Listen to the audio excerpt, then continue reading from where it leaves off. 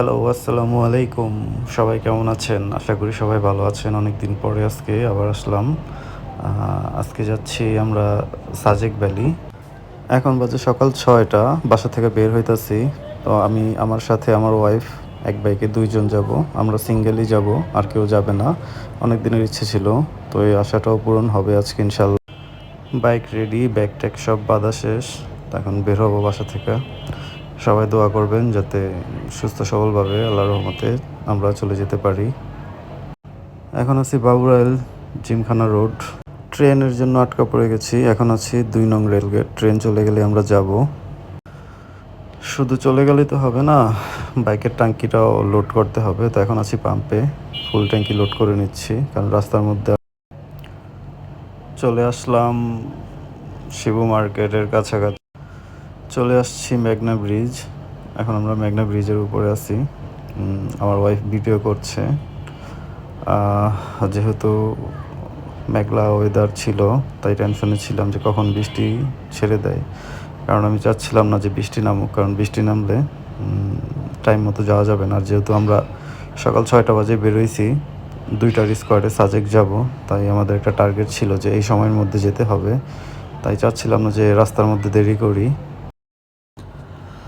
চলে আসছি কুমিল্লার কাছাকাছি, দাউদকান্দি ব্রিজের কাছাকাছি আসার পরে একটু বৃষ্টি ছাড়ছিল, যার জন্য ভিডিও করতে পারি নাই। তো এখন একটু বৃষ্টি কম, আর বৃষ্টি ওরকম হয় নাই, জাস্ট ঝিরিঝিরি বৃষ্টি পড়ছে। যদি জোরে বৃষ্টি নামে তাহলে তো একটা প্রবলেম হবেই। আর ওয়েদারটা অনেক সুন্দর ছিল, ঠান্ডা ঠান্ডা ওয়েদার ছিল একটা।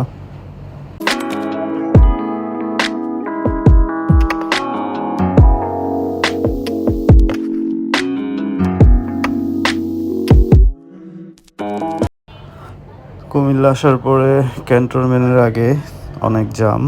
এই জ্যামের মধ্যে দিয়ে এদিক সেদিক করে অনেক কষ্টে বের হইতেছে। তাছাড়া বাইক দেখা গাড়ির আশপাশ দিয়ে চলে যাওয়া যাচ্ছে। আর বাস বা গাড়ির মধ্যে হলে তো জ্যামের মধ্যে বসেই থাকতে হতো, বাইক হলেই একটা সুবিধা। অনেক কাহিনী এবং অনেক জ্যাম ঠেলার পরে আল্লাহর রহমতে বের হইতে পারছি জ্যাম থেকে। আর জ্যাম থেকে বের হয়ে কিছু দূর আসার পরে মেঘলা ওয়েদারও চলে গেছে, এখন আকাশে অনেক রোদ। আর সময় বাজে এখন প্রায় ৮টা। আমরা যাব এখন ফেনী গিয়ে ব্রেক দেবো, তার আগে কোনো ব্রেক দেবো না।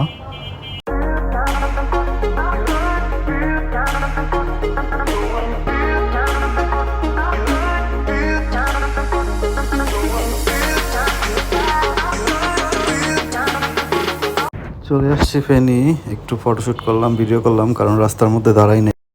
আবারও বের হয়ে গেলাম, যেহেতু হাতে সময় কম। এখন সময় বাজে ৯টা। এখানে ফেনীতে আমরা ১৫ মিনিটের মতো ব্রেক দিয়েছি। আমার ওয়াইফ পিছনে একটু ফিল করতেছে বাইকে, কারণ ওর অনেক ইচ্ছে এবং স্বপ্ন ছিল ও আমার সাথে কখনো বা কোনো দিন হলো একটা বাইক ট্যুরে যাবে, তা আবার সাজেক। সেই ইচ্ছাটাই পূরণ হচ্ছে। আমরা বারোয়ার হাট হয়ে এখন হেয়াকোর দিকে যাচ্ছি। কাছাকাছি চলে আসছি হেয়াকোর। আর আমার ওয়াইফ অনেক এক্সাইটেড এবং সে বারবার বলতেছে যে এত তাড়াতাড়ি কীভাবে চলে আসলাম। এর আগে যখন বাসে আসছি তখন সারা রাত্র লাগছে।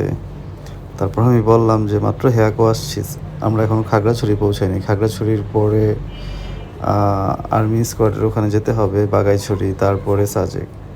তো এখন সময় হচ্ছে প্রায় 10টা।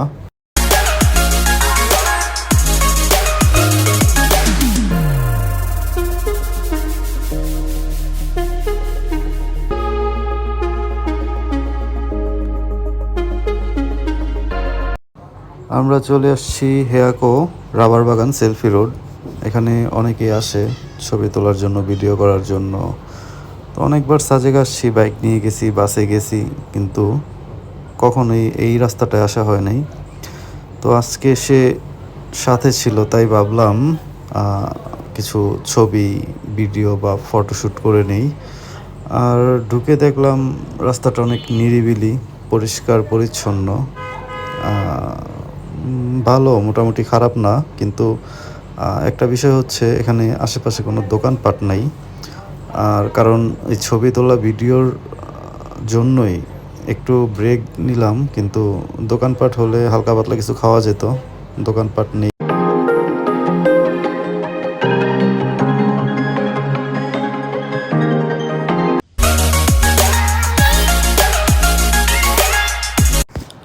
তো অনেকক্ষণ ছিলাম, ছবি তুললাম, ভিডিও করলাম এবং আবার বের হয়ে গেলাম। তো এখন যাব রামগড়, রামগড় হয়ে খাগড়াছড়ি চলে যাব। আমরা কোনো ব্রেক দেবো না, যেহেতু হাতে সময় কম। বলেছিলাম ব্রেক দেবো না, কিন্তু সেটা না দিয়ে পারলাম না, চলে আসছি রামগড় টি স্ট্রিট। যেহেতু তাকে নিয়ে আসছি, তাই চিন্তা করলাম একটু ঘুরেই যাই, একটু ঘুরে দেখে শুনে চলে যাব। আস্তে আস্তে সময় আছে হাতে অনেক। এখন বাজে হাতে সময় 11:30। 2টা বাজতে এখন 2.5 ঘন্টা বাকি। আশা করি 2টার মধ্যে বাগাইছড়ি চলে যাব।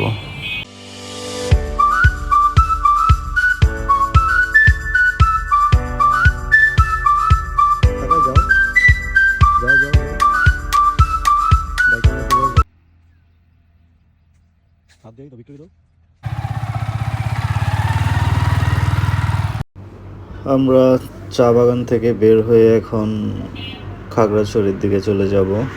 আর ইচ্ছা আছে খাগড়াছড়ি দাঁড়াবো না, একবারে বাগাইছড়ি চলে যাব, যেহেতু সময় একটু লেট হয়ে গেছে। এখন বাজে প্রায় 12টা। আর 2 ঘন্টা আছে হাতে, 2 ঘন্টার মধ্যে আমাদের এই সবটুকু রাস্তা আর কি যেতে হবে।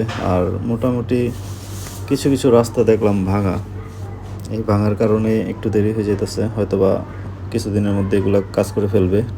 ইতিমধ্যে আমরা বাগাইছড়ি চলে আসছি। আসার পরে ফর্ম ফিল আপ করলাম, কয়জন আসছি, কয়দিন থাকবো, কোথা থেকে আসছি, এগুলো সব ফিল আপ করলাম। আর এখন সময় বাজে 1:47।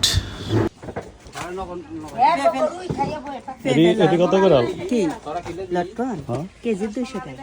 আরে কেজি দেখি করুন।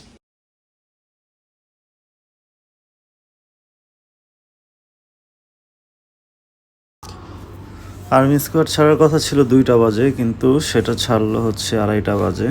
তো আমরা এখন সাজেকের উদ্দেশ্যে যাচ্ছি। আর্মি স্কোয়াড এর মধ্যে আর মনে হয় না ব্রেক দিবে। ও, সামনে একটা বাজার আছে, ওই বাজারের নামটা কি জানি বললো, ওইখানে একটা ব্রেক দিবে। যে স্কোয়াডটা সাজেক থেকে আসবে তার সাথে পাসিংয়ের জন্য। যাই হোক, দেখা যাক কী হয়, যেতে থাকি। এই অনেক সুন্দর ভিউ, বৃষ্টি নাই, রৌদ্র ছিল। আর যেহেতু 2:30 বাজে, বলা যায় যে দুপুরের শেষ টাইম, রৌদ্রটা অত একটা এখন একটা গায়ে লাগছে না, কিন্তু রাস্তাটা অনেক সুন্দর, কিন্তু পিছনের অনেক রাস্তা ভাঙা ছিল। আর সাজেকে আজকে অফ ডে, মঙ্গলবারের জন্য ট্যুরিস্ট মেবি কম। আর তাছাড়া আমরা বিকালের স্কোয়াডে যাচ্ছি, যদিও ট্যুরিস্ট থেকে থাকে তাহলে হয়তো বা সকাল 10টার স্কোয়াডে চলে গেছে। তো বাইক একটু কম হওয়ার কারণে একটু আরামে বাইক চালানো যাচ্ছে। আর তাছাড়া ভিডিওতে যা দেখছিলাম যে অনেক বাইক যায়, ধাক্কাধাক্কি, একটার সাথে আরেকটা লেগে যায়। তো আজকে ওইসব নাই, আলহামদুলিল্লাহ। অনেক শান্তি নিয়ে আর কি বাইক চালাতে পারতেছি, মেন কথা যেটা। আর আজকের আকাশটা অস্থির। যখন বাসা থেকে বেরিয়েছিলাম তখন বৃষ্টি বৃষ্টি একটা ওয়েদার ছিল, কিছু বৃষ্টি পড়ছিল দাউদকান্দির ওইদিকে। আর তারপরে আর বৃষ্টি পাই নাই। ফেনী ঢোকার আগে থেকে মানে পুরো রৌদ্র, কিন্তু রাস্তা খালি ছিল। কুমিল্লাতে জ্যামের কারণে বড় গাড়ি বেরোতে পারে নাই, তাই রাস্তাটা খালি ছিল। তো দেখেন কি সুন্দর ভিউ, আল্লাহর কি অপরূপ সৃষ্টি। আসলে এগুলা ক্যামেরাতে বোঝানো যায় না, যদি খালি চোখে দেখা যায়। খালি চোখে যা দেখতেছি আমরা, এরকম তো আর বাস্তবে ক্যামেরা